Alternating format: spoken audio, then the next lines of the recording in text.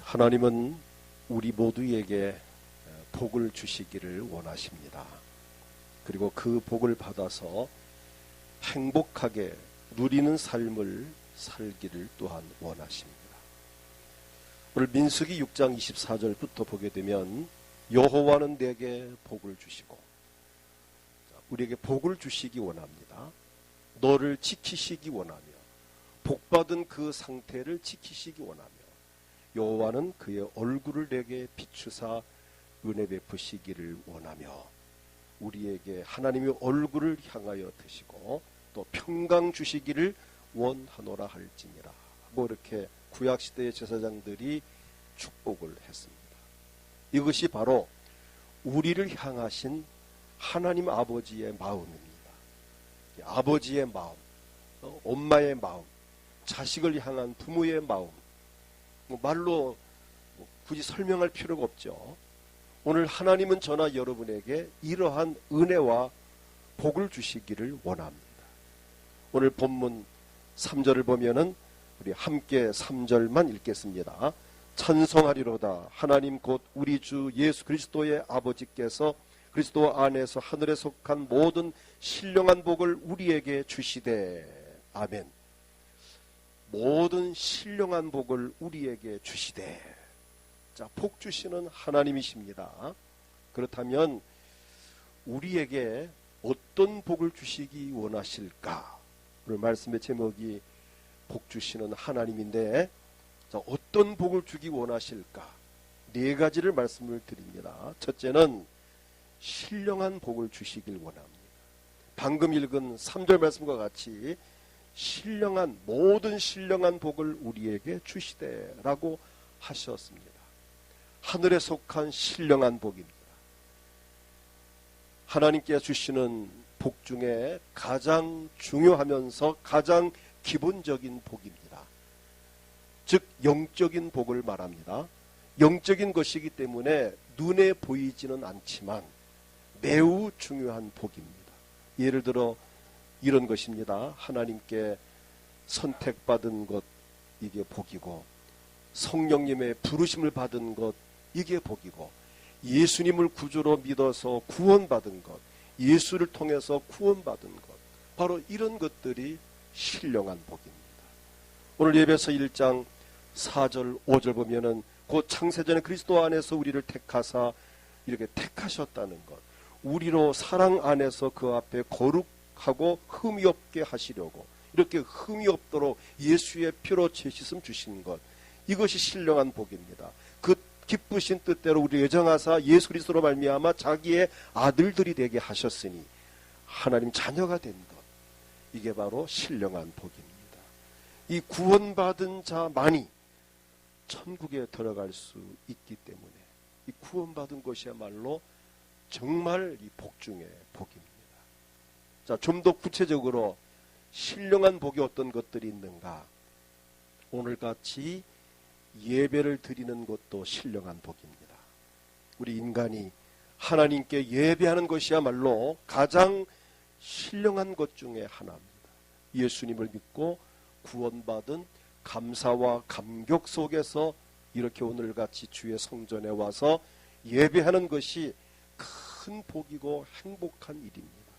요한복음 4장 24절을 보면 하나님은 영이시니 예배하는 자가 영과 진리로 예배할지니라. 영과 진리로 예배하라. 영으로 예배하는 것입니다. 자, 영과 진리로 예배하는 것, 이게 신령한 일이죠. 우리가 세상에 살면서 영과 진리로 하는 일이 예배 외에는 다른 게 없습니다. 뭐 사업이나 무슨 인간 삶은 그냥 육으로 하고 마음으로 하죠. 정신으로 하고 육으로 하지만 예배는 영과 진리로 하는 것입니다. 또 어떤 비밀이 있는가? 요한복음 4장 23절을 보면 아버지께 참되게 예배하는 자들은 영과 진리로 예배할 때가 오나니 곧 이때라고 말씀하면서 아버지께서는 자기에게 이렇게 예배하는 자들을 찾으시느니라. 기대가 됩니다. 예배하는 자들을 찾으시느니라. 오늘 저나 여러분을 하나님이 찾아주셨습니다. 우리는 받은 바 은혜가 감사하여 주의 성전에 와서 찬송하며 기도하며 헌금을 드리며 말씀을 들으면서 하나님께 예배를 드리고, 하나님은 우리를 친히 찾아오셔서 만나주시고 우리의 찬양을 받으시고 우리의 기도를 들으시고 우리가 드리는 헌금 예물을 받으시고 또 우리에게 이렇게 말씀으로 복을 주시니 이것이야말로 신령한 복 중에 복입니다. 믿지 않는 불신자들이 상상할 수 없는 바로 이 신령한 복, 바로 이것이 하나님께 드리는 예배입니다.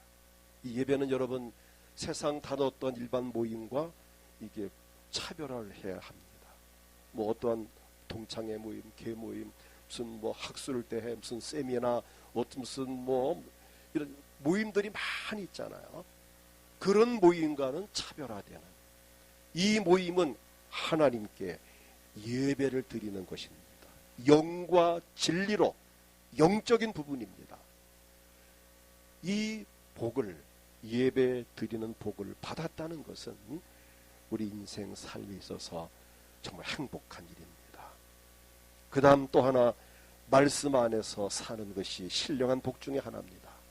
마태복음 4장 4절을 보면 이렇게 말씀하셨습니다. 예수께서 대답하여 이르시되 기록되었을 때 사람이 떡으로만 살 것이 아니요 빵으로만, 육신에 먹는 것만 가지고 살 것이 아니요 하나님의 입으로 나오는 모든 말씀으로 살 것이라 하였느니라 하시니. 자, 이렇게 말씀하셨습니다.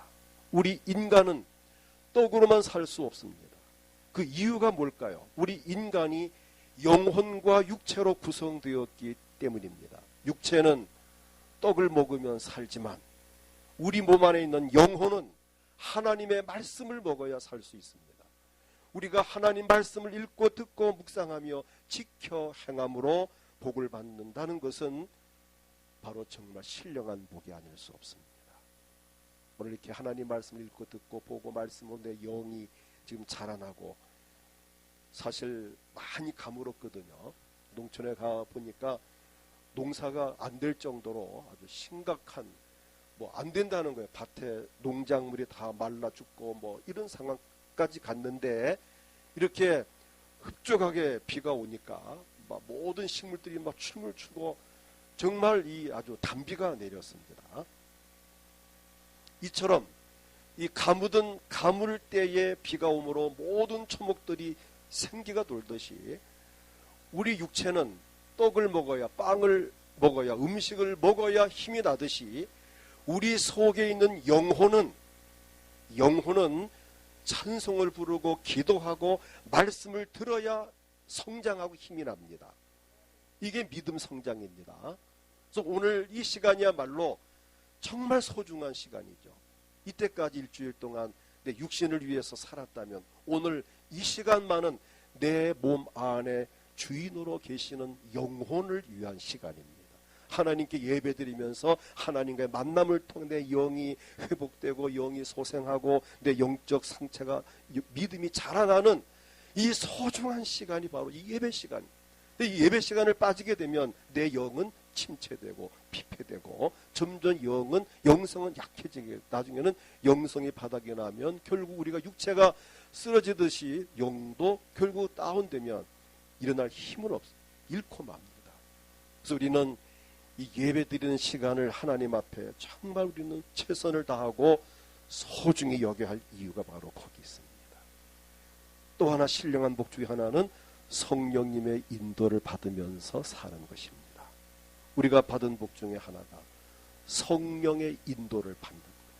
우리가 예수님 피로써 구원받은 것도 감사한데 성령께서 우리 안에 임재하셔서 우리의 삶을 인도하시니 정말 감사한 일입니다. 세상 사람들이 누릴 수 없는 이 성령님의 인도를 받는다는 것, 믿지 않는 사람은 상상 못할 일이고 있을 수 없는 일이죠.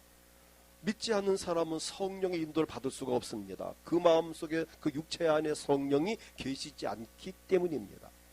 그러나 우리 믿는 자 속에는 성령님이 우리 안에 들어와 계시면서 우리의 삶을 인도하십니다. 모든 것 가르치시고 생각나게 하시고 장래일을 보여주시는 이러한 신령한 복은 돈이나 지식이나 권력으로 되는 것이 아닙니다. 오직 하나님의 은혜로서만 되는 것입니다. 그래서 이 복이 바로 신령한 복입니다. 오늘 저나 여러분, 이 신령한 복을 받았다는 것은 내 인생의 최고임을 기억하십시오. 이 신령한 복, 그 다음에 오늘 말씀드릴 것, 재물의 복이나 물질의 건강, 이 모든 복들은 하나의 옵션에 불과합니다. 옵션에 불과한 거예요. 실제적인 가장 귀중한 복은 이 신령한 복입니다. 이 신령한 복을 받은 이후에 재물의 복도 필요하고 건강의 복도 필요하고 환경의 모든 복이 필요한 것입니다. 신령한 복을 받지 못한 상태라면 재물이 아무리 많아도 그것이 오히려 화가 될 수 있고, 신령한 복을 받지 못한 상태라면 아무리 건강해도 건강이 그에게는 해가 될 수 있습니다. 신령한 복을 받지 못했다면 아무리 환경이 좋아도 환경이 좋기 때문에 오히려 더 큰 죄를 지을 수도 있습니다. 오늘 중요한 것은 이 신령한 복을 받게 된 것에 대해서 우리 하나님 앞에 감사할 수 있기를 축복합니다. 신령한 복의 최종적인 그 목표는 뭡니까? 우리 영혼이 천국에 들어가는 것입니다. 내 영혼이 구원받아 하늘나라에 들어가는 것입니다. 이게 신령한 복의 꽃이고 열매입니다. 이것이 우리 인생의 가장 귀중한 것입니다. 내가 이 땅에서 아무리 돈을 많이 벌고 잘 먹고 잘 입고 누리고 살았을지라도, 뭐 100살 200살을 살았을지라도 그가 죽어서 지옥 간다면 아무 의미가 없습니다. 내가 비록 가난하게 살고 힘들게 살고 어렵게 살았더라도 내 영혼이 신령한 복을 받아서 하늘나라에 갈 수 있다면 이것은 최고의 복인 줄을 믿습니다. 그 다음 두 번째는 재물의 복입니다. 오늘 본문 3절에 하늘에 속한 신령한 복이 있다면 상대적으로 땅에 속한 육체의 복도 분명히 있습니다. 모든 것이 상대적이잖아요. 하늘에 속한 신령한 복이 있다면 또 거기에 상대로 땅에 속한 육체의 복도 분명히 있습니다. 하늘에 속한 신령한 복은 내 영혼을 위한 것이라면 땅에 속한 육체의 복은 내 몸을 위한 것입니다. 우리 인간은 신령한 몸을 갖고 있지만 또 신령한 영이 내 안에 있지만 또 우리 한편으로는 육체를 가진 인간이기에 육적인 복이 있는 것도 너무 당연합니다. 육체에 필요한 것은 빵입니다. 육체의 양식은 떡입니다. 떡은, 빵은 곧 물질입니다. 우리의 육체를 지으신 하나님께서는 육체에 필요한 양식을 반드시 주십니다. 그것이 물질의 복입니다. 우리 육체를 지으신 하나님께서 도의적인 책임 때문이라도 반드시 우리가 살아갈 때 필요한 물질을 주시는 하나님이십니다. 창세기 1장 28절을 보면 하나님이 그들에게 복을 주시며 하나님이 그들에게 이르시되 생육하고 번성하여 땅에 충만하라, 땅을 정복하라, 바다의 물고기와 하늘의 새와 땅에 움직이는 모든 생물을 다스리라 하시니라 고 말씀하셨습니다. 우리를 지으신 분이 하나님이시기에 우리에게 먹을 양식을 주시는 것은 너무 당연합니다. 재물의 복을 받아야 합니다. 우린 일용할 양식 정도는 믿지 않는 사람이나 믿는 사람 누구나 다 하나님께서 먹고 살게 하십니다. 시편 147편 9절을 보면 들짐승과 우는 까마귀 새끼에게 먹을 것을 주시는도다. 들짐, 사람이 아닌 짐승에게도 먹을 것 주시고, 그 흉측스럽게 생긴 까마귀가 어디 귀엽습니까? 까마귀는 안 귀엽죠. 아무리 봐도 까마귀는 좀 그래요. 근데 유럽의 까마귀는 또 예쁘더라고요.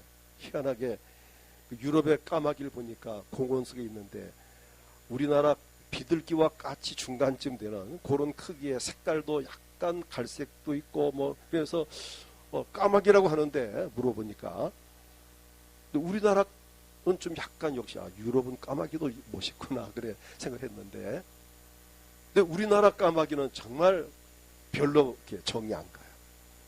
근데 중국에서는 이 까마귀를 아주 호조라고 부른답니다. 좋은 새라고. 왜 좋은 새라 부르느냐?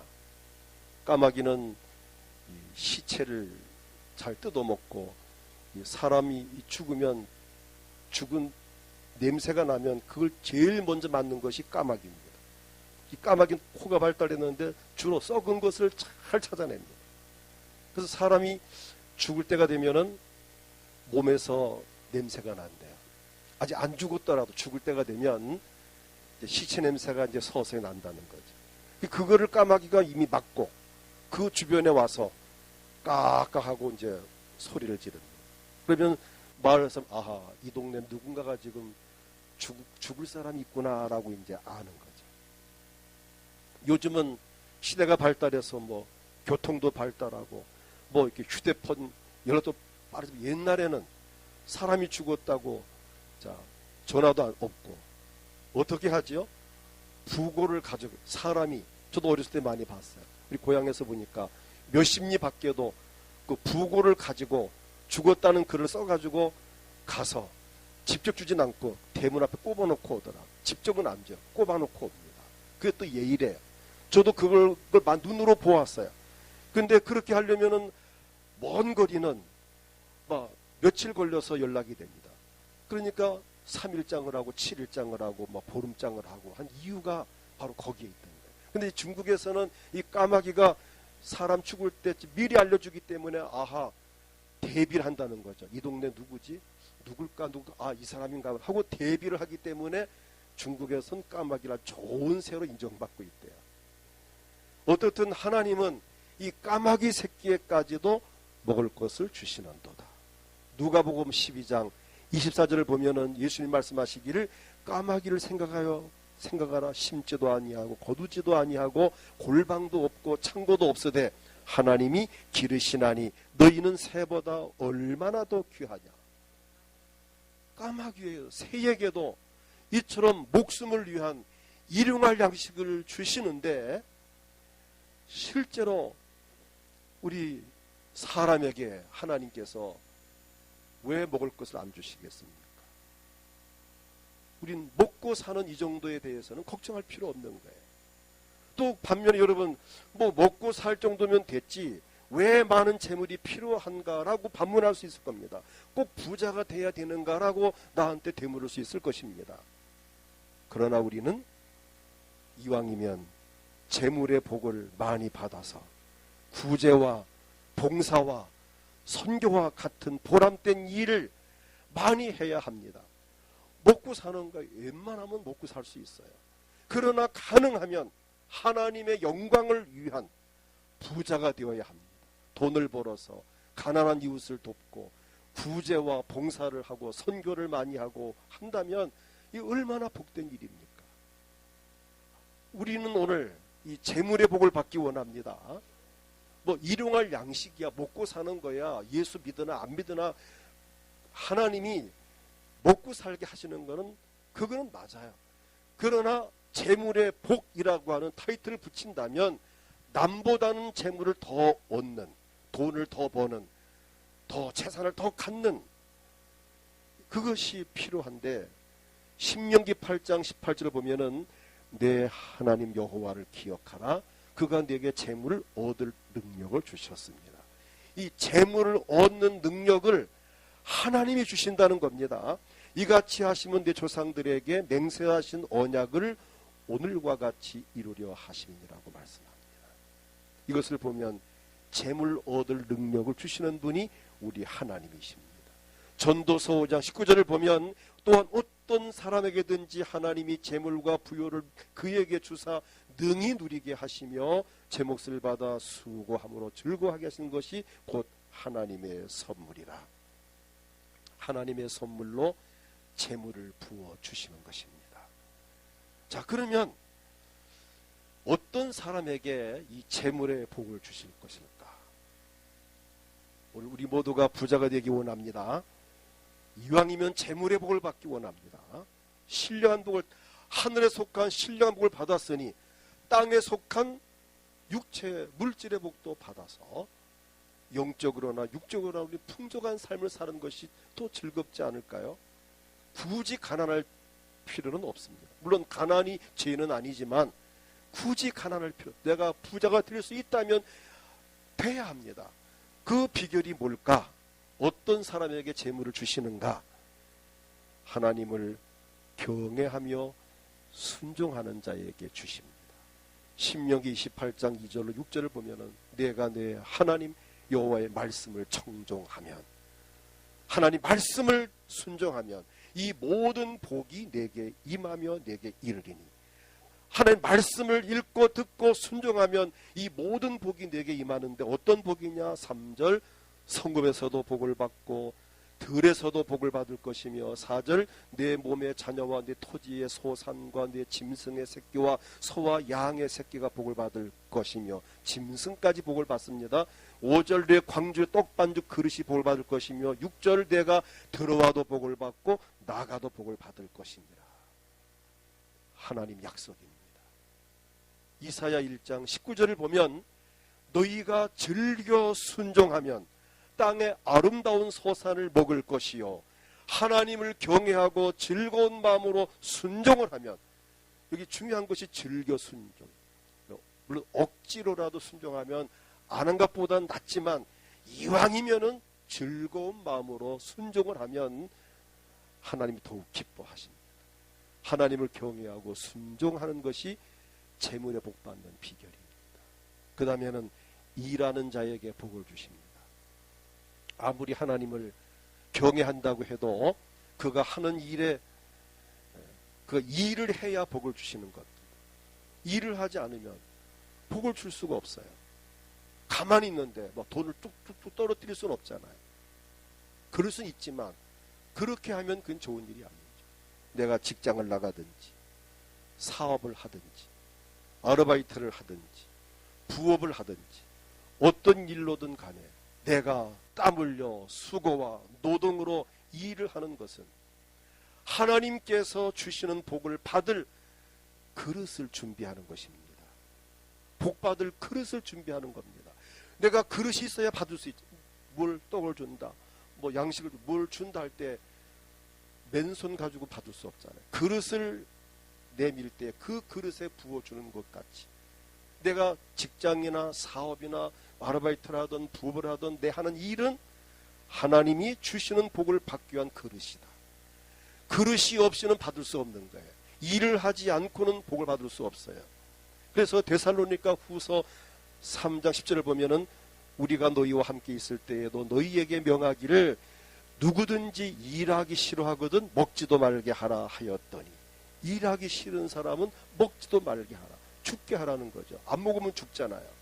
그러나 일을 하면 그 하는 일에 복을 주시는데, 디모데전서 5장 18절 보면은 성경 일러스되 곡식을 밟아 떠는 소의 입에 망을 씌우지 말라 하여. 이유는 일꾼이 그 삭을 받는 것은 마땅하다 하였느니라. 여러분, 소 입에 망 씌우는 거 보셨습니까? 근데 이게 성경적이 아니에요. 농촌에 가면 소가 이렇게 일을 합니다. 밭고랑을 타고 할 때 소 입에다가 망을 딱 씌워요. 왜 씌우는가 했더니 곡식 뜯어먹으니까, 몸 뜯어먹게 하느라고. 그 뜯어먹는데 일을 또 제대로 안 하니까. 근데 성경은 말합니다. 일하는 소는 곡식 뜯어먹어도 자격이 있다는 거죠. 일을 하니까. 근데 일도 안 하는 소가 뜯어먹어도 얻어맞지만, 일하는 소는 콩을 뽑아 먹어도 큰 거 잘못한 건 아니에요. 왜? 그 이상 일을 하니까.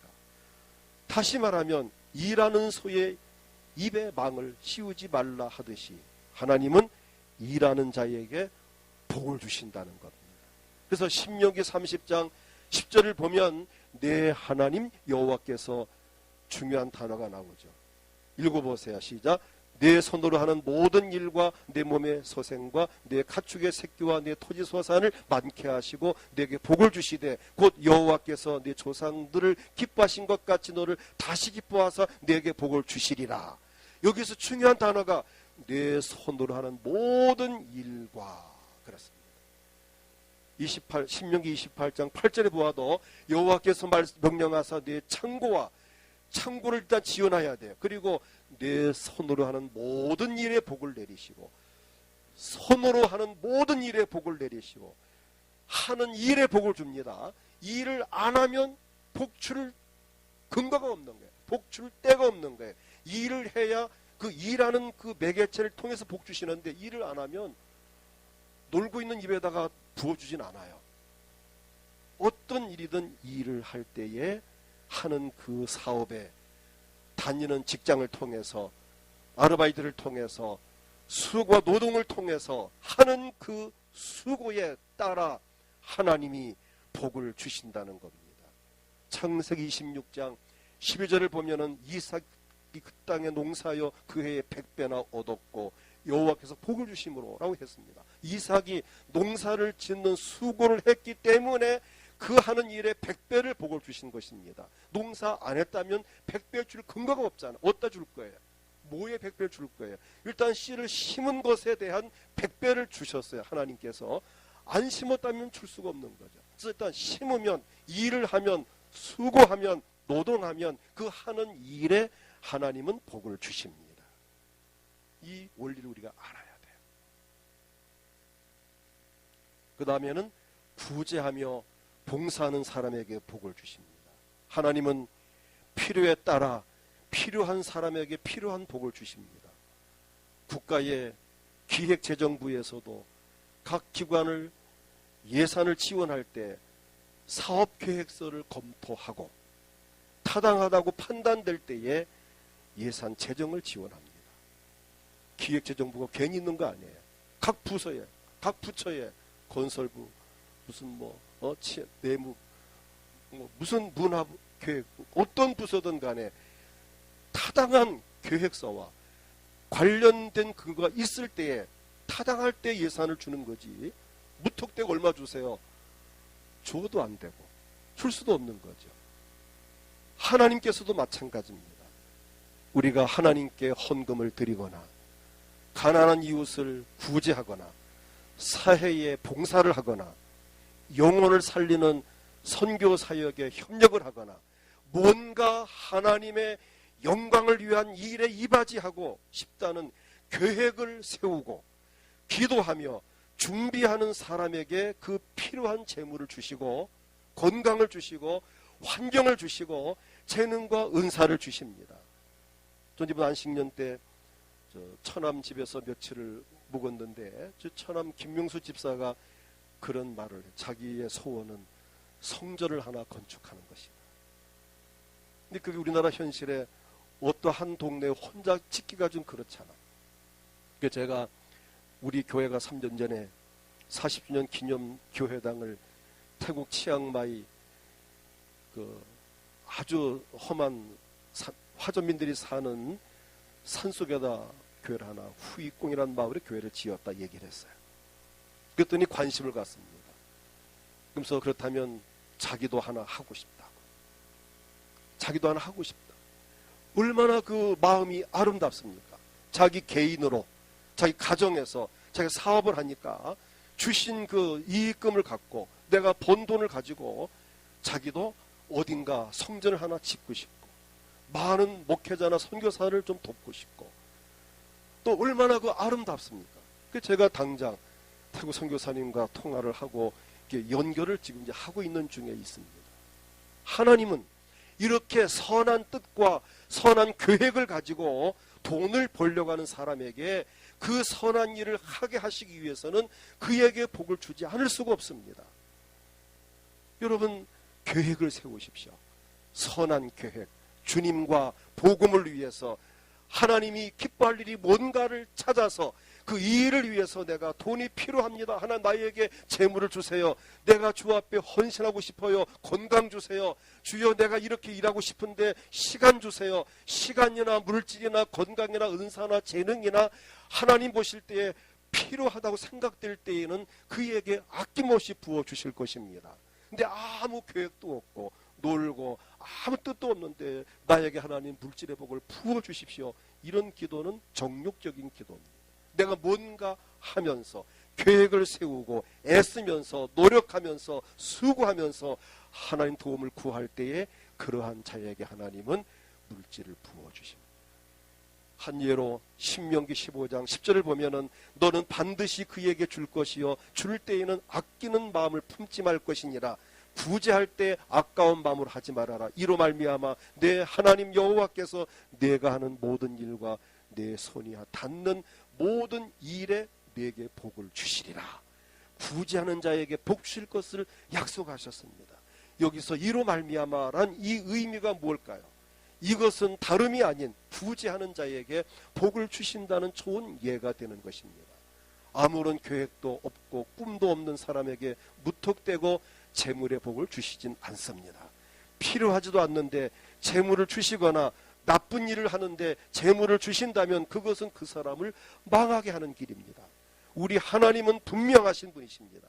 그러므로 재물의 복을 더 많이 받기 원한다면 하나님의 영광을 위한 선한 사업과 구제와 봉사와 선교와 혹은 섬기는 일에 심는 일에 대한 꿈과 계획을 세우고 그 일을 위해서 몸부림칠 때에 하나님은 그에게 은혜를 주시고 물질의 복을 부어주실 줄을 믿습니다.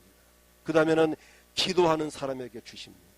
우리 마음의 계획과 소원을 하나님께 기도해야 합니다. 하나님, 내가 이것을 원합니다. 이런 꿈과 계획이 있는데 주여 도와주셔야 합니다라고 꿈을 하나님 앞에 마음의 소원을 입술로 간구해야 된다고 시편 21편 2절 보면은 그의 마음의 소원을 들어주셨으며 그의 입술의 요구를 거절하지 아니하셨나이다. 우리 마음 속의 소원을 입술로 하나님 앞에 요구할 때에 그 기도를 들어주신다는 것입니다.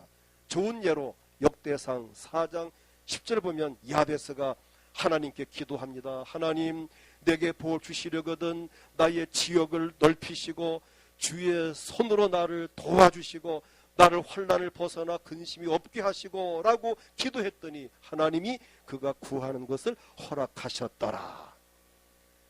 물질의 복을 받기 원합니까? 야베스 같이 뜻을 정하고 하나님 앞에 기도를 하시기 바랍니다. 그 다음에는 심는 자에게 복을 주십니다. 우리 교회가 자주 사용하는 용어입니다. 일반 교회가 잘 쓰지 않는 용어입니다. 심는다는 용어. 실제로 심어서 복받은 사람들이 지금 이 자리에도 앉아 있습니다. 기회가 주어지면 심으십시오. 가난한 이웃에게, 어려움 당하는 성도에게, 목회자에게, 선교사들에게, 미자립 교회나 선교지에 어디든지 좋은 땅이라고 생각되면 심으시기 바랍니다. 심으면 반드시 열매를 맺습니다. 땅만 보이면 심으십시오. 아멘. 땅만 보이면 심으세요. 가능하면 좋은 땅에 심으십시오. 혹시 시간 되시는 분은 우리 옥상에 한번 올라가 보시오.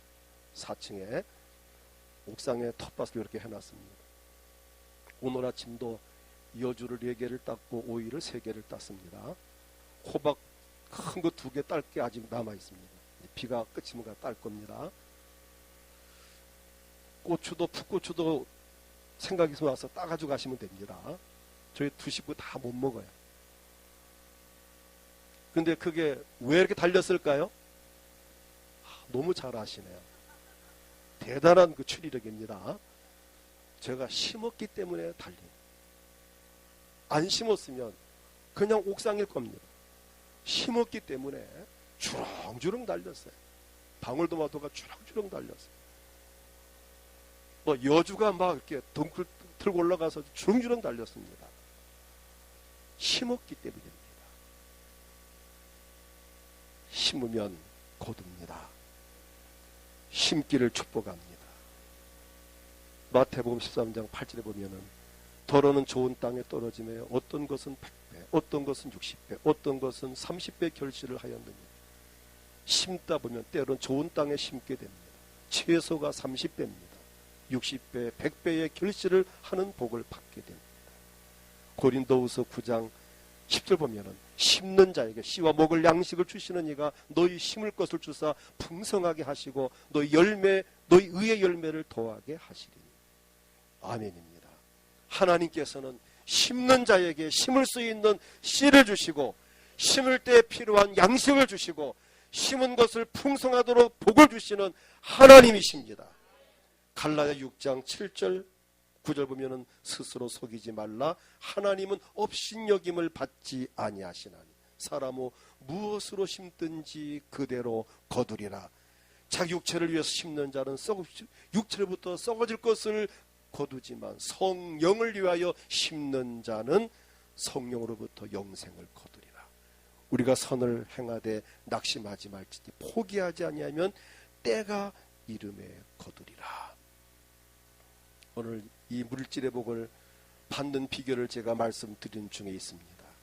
시간이 되어서 마치고 나머진 오후에 어떤 동기가 부여될 때에 하나님 물질의 복을 주시는가에 대한 결론을 이제 내리고, 그 다음에 또 중요한 것은 이제 세 번째 건강의 복을 주시는 하나님, 그리고 네 번째 환경의 복을 주신 하나님. 이 부분은 오후 예배 시간에 결론적인 말씀을 드리겠습니다. 오늘 하나님은 우리에게 복을 주기를 원하십니다. 우리가 이 복을 받는데 가장 걸림돌 되는 것은 죄입니다. 죄로 인하여 저주가 오기 때문입니다. 그러나 하나님께서는 독생자 아들 예수 그리스도를 이 세상에 보내셔서 우리를 위하여 십자가 위에서 죽으시게 하셨습니다. 아들 예수 그리스도의 피로 말미암아 우리의 저주가 끝나게 하셨고 죄가 사하여졌습니다. 그 예수를 믿는 자는 신령한 복을 받고, 신령할 복을 받은 자는 물질의 복을 받고, 이어서 건강의 복을 받고, 따라서 환경의 평안의 복을 받게 되는 이 특권을 오늘 저나 여러분이 받았습니다. 오늘 이 시간 다 같이 우리 통성으로 기도할 때 하나님 감사합니다.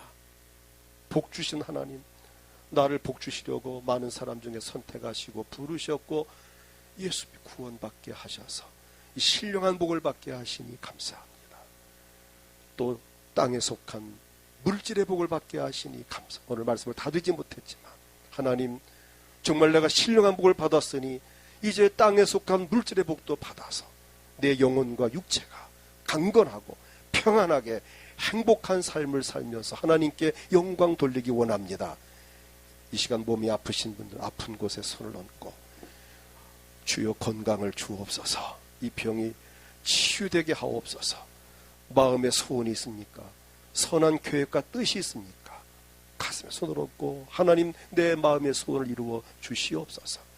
주님을 크게 부르고 통성으로 기도합니다. 주여 하나님 아버지,